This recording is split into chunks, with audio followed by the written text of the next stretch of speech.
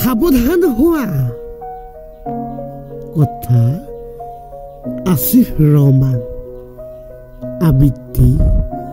দিগন্ত বৰা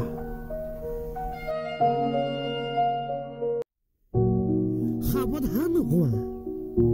তুমি সচেতন হোৱা তুমি উচ্চ মনৰ গৰাকী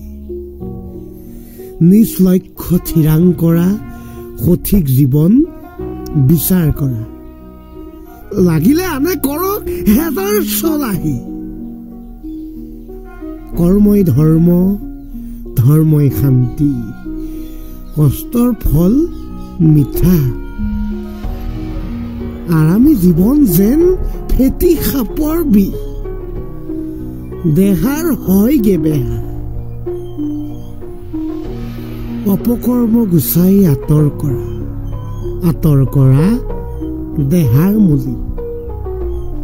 সুবিধাবাদৰ লক্ষ্য বাছি মানুহ হৈছে বলি হাৰ নমনা মনোবলে জগত জিনে আৰু পাই নিজা প্ৰাপ্তি নিজৰ শিকলিত বগাই যোৱা তাতে আছে শান্তি দেখাক দেখি নকৰিবা কাজ সাজ পোছাকত নকৰিবা বিচাৰ এইবোৰ কুনীতিত সৃষ্টি হয় দুৰ্নীতি সমাজত বাঢ়ে ভণ্ড লোকৰ ঠাই সময়ৰ সুখ সকলোৱে নাপায় যি আনক ঠগি খায় এচাম আছে বলিয়া মানুহ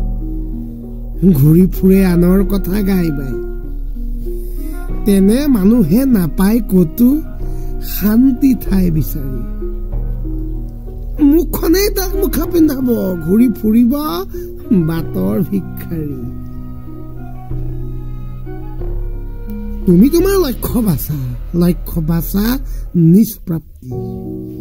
কেনেকৈ তুমি হ'ব পাৰা সৎ এজন ব্যক্তি সাৱধান হোৱা তুমি সাৱধান নপৰিবা আনৰ চলনা কুনীতি প্ৰয়োগেৰে দুৰ্নীতিৰ দিশে ঠেলি ভোগাব তোমাক লাঞ্ছনা